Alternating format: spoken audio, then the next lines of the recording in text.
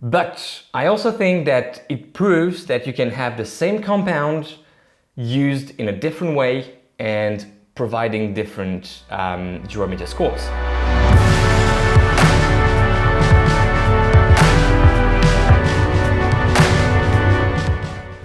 Hey everyone, and welcome back on the channel. My name is Alex.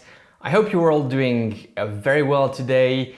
You can see them. It's the battle Boston 10 Adios 6, two of the most recent shoes we have reviewed here on the channel. And hey, why not? I mean, these are two shoes part of the Adizero lineup, the brand new revisited Adizero lineup by Adidas. So I think it's worth maybe comparing them. We'll come back to that, but the price point is very similar, and I think some people may hesitate between the two.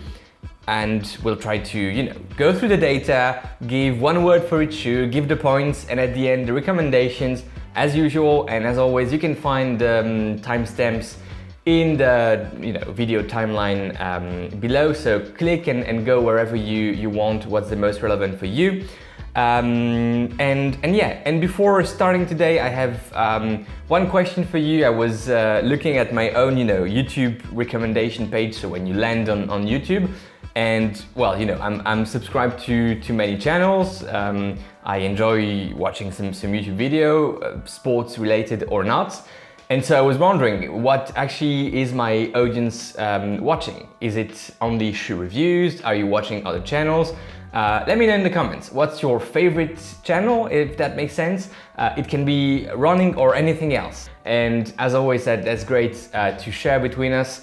So yeah, myself, I'm a big fan of James Hoffman, the coffee guy. I think he's doing a fantastic job at explaining what coffee is all about, how to prepare it, and all different type of content.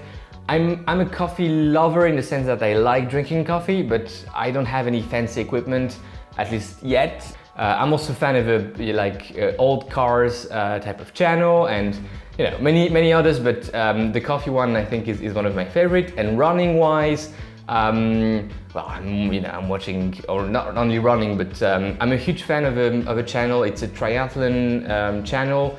Eric and Paula, Eric Lagerström, Paula Finlay, they have a great channel, very vlog lifestyle type of content. Seth, you all know Seth James the Moore.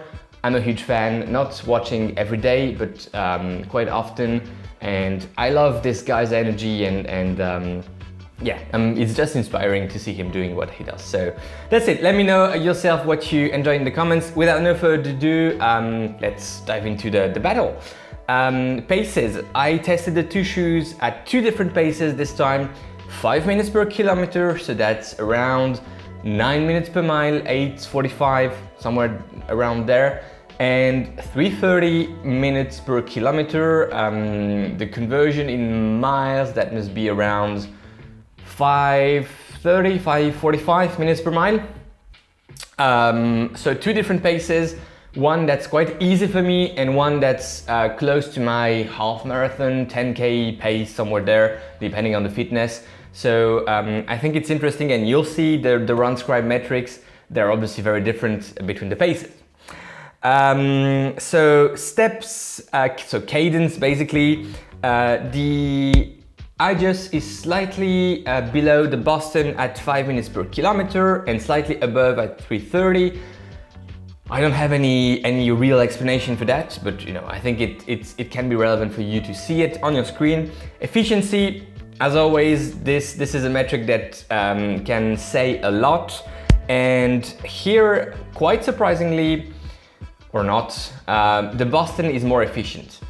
I think, so it's not that surprising. I think it's mostly due to the energy roads that are saving a bit of power, and that make the effort less demanding at a certain pace. So you're consuming less watts to sustain a certain speed pace, right? And that's the Boston is more efficient. Both are at 5 minutes per kilometer and also at 3:30. The midsole and the ride, in terms of stack, we are looking at 39, 31, so 8 millimeters drop, And here 8 millimeters as well, but 19 in the forefoot, 27 in the heel. So yeah, I mean, there's no big, you can literally see the stacks here. There's a big difference, right? And that leads to more ground feel, that leads to more leg pounding. We'll come back to that in the metrics, but yeah, big difference. Biggest difference between the two shoes, the weights, 333 grams. I still cannot wrap my head around this. That's so much weight. And here we have 260. So, it's a 70 gram difference between the two shoes, 140 grams combined with the two legs, two shoes, pair of shoe. So yeah, that's a big difference in terms of weight. Durometer, quite interesting. We have the same exact compounds, a light strike, regular light strike in the heel, and on top of that, light strike pro, and that's the case on both shoes, albeit that the light strike pro doesn't go at the end of the shoe on the Adios. By the way, guys, if you have missed these videos, we have on the channel a first impression review for the Adios 6. I'll put a link here, upper right hand corner. And we also have a first impression video. It's the last one on the channel for the Boston 10. Same here, upper right hand corner, go check them out. And yeah, durometer. So, same compound, I was expecting exact same results. And it turns out that the durometer scores are higher, so the compounds or the midsole is harder on the Boston. Both for the Light Strike and Light Strike Pro, which I think, it can be an error with the measurements. That's one thing, and I'm far from being a perfect human being, and I can make errors. But I also think that it proves that you can have the same compound used in a different way and providing different durometer scores. And the Boston feels harder when you're running in it. So subjectively, there's one shoe it's not soft at all, the Adios, but it feels a bit softer than the Boston. So one may think, is it due to the lower stack? Is it due to the fact that the two compounds, the two midsoles, aren't used in the same fashion? Or are the compounds simply, structured differently? Or is the density different? I don't know, but yeah, the scores are higher for the Boston, and it seems to be harder based on the durometer scores. Platform dimension, no secrets. It's like super narrow and one of the narrowest shoe in the heel, if not the narrowest shoe I measured in the heel. And the Boston is pretty wide. Not the widest shoe, there's the Invincible, there's the Craft CTM Ultra, but it's really wide. Responsiveness at 5 minutes per kilometer, very similar, but at 3:30, the Adios is more responsive. So lower ground contact times and yeah, simply the shoe seems to be more responsive at higher paces, which makes sense. I mean, the shoe is designed for 10K, 5K races, and so it should be more responsive at those paces. Bounciness, quite funny. At 5 minutes per kilometer, the Boston is bouncier, and at 3:30, the Adios seems to be bouncier. Is it because of the strike pattern? Is it because of the energy roads? That's, raw data, and you can also make yourself an opinion on that. I don't know, but bounciness is interesting in this battle. Leg pounding, so we're looking at the shock between the two shoes, and at 5 minutes per kilometer, so easy pace for me, and you have to translate that to your easy pace. The two shoes have similar pounding. Similar, level of G's per foot strike. Now, does it mean that the two shoes are equally interesting for people who are looking for a daily trainer, running at easy recovery endurance paces? I don't think so, because the ground feel is higher on the Adios 6, and I wouldn't take the shoe for very, very long runs. Would I pick the Boston between the two? Maybe. In the general scheme of things, no, I would go for something else for long runs. But so yeah, at 5 minutes per kilometer, similar shock metrics. At 3:30, the Boston is more pounding, and that seems to confirm the firmness of the shoe, because you can definitely feel a lot of ground feel with the Adios at 3 meters per kilometer, and I think there's also a lot of impact on your legs at that pace with the Adios. But so I think the interesting thing with the leg pounding is not just to have the metric, look at it and say, okay, the Adios is better at whatever pace, or the Boston is better at whatever pace. But keep in mind that the two shoes can be used in different ways, and that metric again here shows that when picking a shoe, we need to be conscious that it has its limits, but also its perfect sweet spot for its use. Foot strike type. It seems like the Boston goes a bit more towards the forefoot. Is that because of the rocker shape that is a bit more pronounced on the Boston?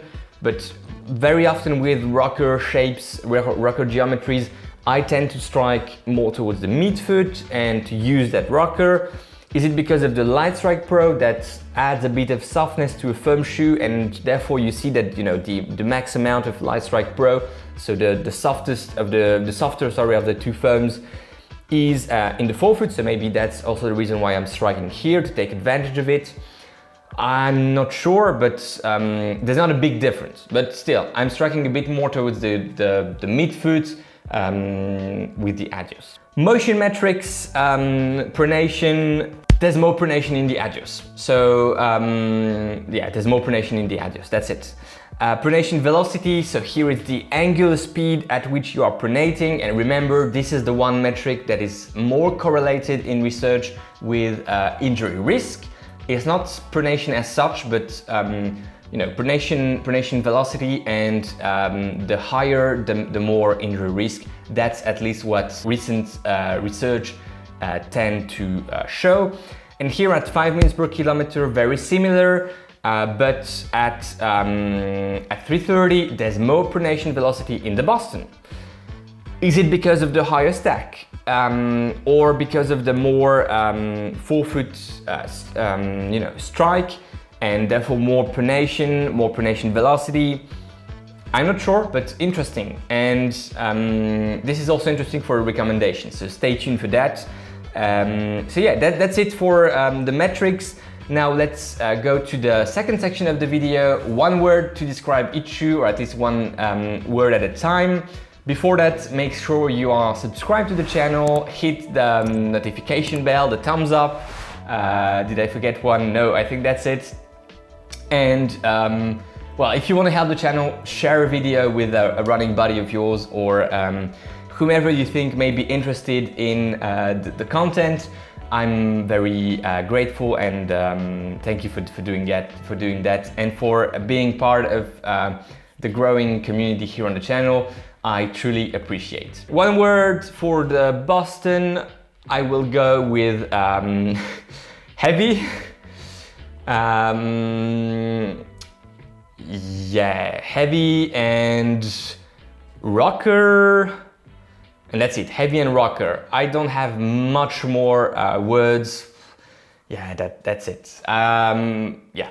Now for the Adios, I'm gonna go with nimble, dynamic, and ground feel.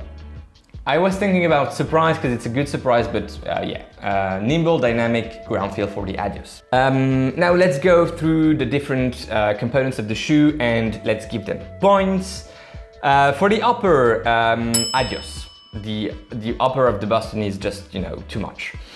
For the midsole, Adios as well. For the outsole, it's very similar, but I very much enjoy the look of the Adios midsole, and it's not based on the look that I'm giving the score, but the look is better and there's a bit less of rubber, so Adios for the outsole. The ride, Adios for me. The laces, Boston, hey, you have 1 point. The fit, Adios, the heel works better, it looks the same, it doesn't fit the same, and the fit is better on the Adios. And the price, the Adios is cheaper, but I'm gonna call it a draw, because Both shoes are very appealing in terms of price, and depending on what you're looking for in their respective segments, categories, the prices are very good, so no points for the pricing. Now the recommendation, if you're a heel striker, I wouldn't recommend any of these because the heel feels firm on both and you have better options for you. You can pick it if you're a heel striker and you're gonna be fine, but it's not the most pleasant ride in the heel, or at least with a heel strike. Midfoot striker, you can go with both. I mean, you know, depends on also the width that you like to have, and of course the type of workouts that you're gonna perform. But midfoot striker, forefoot striker, you can go with both. There's no issue. I don't foresee any issue. Heavy runner, you know, you can go with both. Boston may be a bit better because you will have a bit more support, and yeah, but I mean, you can go with both. Light runner, Adios, for sure. Don't waste your time with a heavy shoe like this. Adios. Straight away, stability, a bit too much pronation here, and if you're not looking for a shoe to go, you know, at fast paces, and therefore that you will be avoiding that max pronation velocity that I mentioned at 330 per kilometer, you can go for the Boston. It's a bit more stable. Again, not the most stable of all shoes, but it's a bit more stable. That's it for today, guys. A fantastic review, a battle between the Adios and the Boston. I was very much looking forward to the Boston. I mean, I was very much looking forward the whole Adizero lineup. But the Boston had something very appealing because it was looking very new, very exciting, and so on and so forth with the energy roads. And I'm disappointed. You know, I already said it in the first impression review. I'm disappointed by the Boston. The Adios is a good surprise, not the best surprise of the year, but it's a good surprise. And so yeah, Adios wins the battle, hands down. I hope you enjoyed this battle, this video. Let me know if you have other suggestions in terms of battle with these shoes against other shoes that you already saw on the channel, or other shoes that you want to see on the channel. As always, you know, I like to say it's also a bit your channel, so be actors of it, and drop in the comment section to answer the question of the day: which is your favorite YouTube channel, running or not, or you can do both, and chat about the shoes. Take care, guys.